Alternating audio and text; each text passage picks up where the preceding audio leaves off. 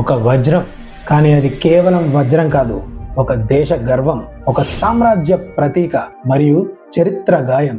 అదే కోహినూర్. భారతదేశంలో పుట్టి బ్రిటిష్ కిరీటంలో ముగిసిన కథ. ఇది దోపిడీనా లేక చట్టబద్ధమైన ఒప్పందమా?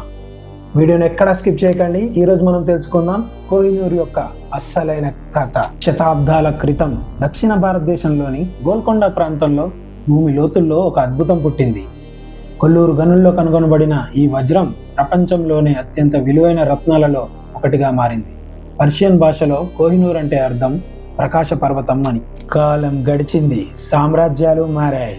ఈ వజ్రం చివరికి మొఘల్ చక్రవర్తి అయిన షాజహాన్ చేతికి చేరింది. అతని నెమలి సింహాసనం మధ్యలో కోహినూర్ ప్రకాశించింది. కోహినూర్ని షాజహాన్ కేవలం ఒక ఆభరణంగా కాకుండా మొఘల్ శక్తికి ప్రతీకగా భావించి దాన్ని ఎంతో అపురూపంగా చూసుకునేవాడు. 1739వ సంవత్సరంలో పర్షియా రాజు నాదెర్ షా ఢిల్లీపై దాడి చేసి నగరాలు నాశనం చేసి ఢిల్లీని రక్తసిక్తం చేసి దోపిడీలకు పాల్పడ్డాడు. అదే సమయంలో కోహినూర్ని కూడా దోచుకున్నాడు. కోహినూర్ యొక్క కాంతి మెరుపులను చూసి ఆశ్చర్యపోయిన పర్షియా రాజు ఆ వజ్రానికి కోహినూర్ అని పేరు పెట్టాడు. పర్షియా రాజు నుండి ఈ వజ్రం సిక్కు సామ్రాజ్యానికి చేరింది. మహారాజ్ రంజిత్ సింగ్ ఈ వజ్రాన్ని దేశ గౌరవంగా భావించాడు. మహారాజ్ రంజిత్ సింగ్ ఈ వజ్రాన్ని ఒక సంపదగా కాకుండా దేశ శక్తికి ప్రతీకగా భావించి చాలా గౌరవంగా ఈ వజ్రాన్ని చూసుకున్నారు. 1849వ సంవత్సరంలో పంజాబ్ బ్రిటిష్ ఆధీనంలోకి వెళ్ళిపోయింది. ఈస్ట్ ఇండియా కంపెనీ ఒక ఒప్పందం కుదుర్చుకుంది. అయితే వయసులోనూ బలంలోనూ చిన్నవాడైన మహారాజ్ దులీప్ సింగ్ చేసేదేమీ లేక కోహినూర్ వజ్రాన్ని ఈస్ట్ ఇండియా కంపెనీకి అప్పగించాల్సి వచ్చింది.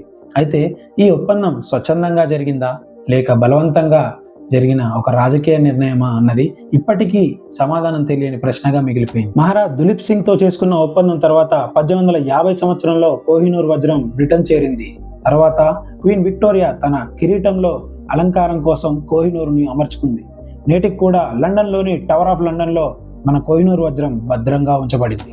మన దేశం చెబుతోంది కోహినూర్ వలస దోపిడీల వల్ల మన దేశం నుండి వెళ్ళిపోయిందని. కానీ బ్రిటన్ దేశం చెబుతోంది ఇది ఒక చట్టబద్ధమైన ఒప్పందం వల్లే తమకు సొంతమైందని. అయితే నిజమేంటి? దీనికి సమాధానం ఎవ్వరికీ తెలియదా? చరిత్ర ఎప్పుడు విజేతల చేతుల్లోనే లిఖించబడుతుంది. తమకు నచ్చినవి నచ్చనివి కలుపుతూ తీసేస్తూ రచించిన చరిత్రనే పాఠ్యపుస్తకాలలో మనం చదువుకుంటున్నాము. అందుకే కోహినూర్ కేవలం ఒక వజ్రం మాత్రమే కాదు, మన దేశ చరిత్రలోని ఒక అధ్యాయం, చరిత్రలో మరవలేని ఒక గాయం, నిజాలు పూర్తిగా తెలియని ఒక ప్రశ్న. మరి మీ అభిప్రాయం ఏంటి? మనకు చెందిన కోహినూర్ మన భారత్కు తిరిగి రావాలా? అయితే కామెంట్ చేయండి. చరిత్రను తెలుసుకునే నా ప్రయత్నంలో నాకు తోడుగా ఉండండి. ఇలాంటి మరెన్నో ఇన్ఫర్మేటివ్ వీడియోస్ మీ దాకా రావాలంటే మన ఛానల్ని సబ్స్క్రైబ్ చేసుకోండి. ఈ వీడియోని లైక్ చేసి మన ఫ్రెండ్స్ అందరికీ షేర్ చేయండి. Thanks for watching. జై భారత్.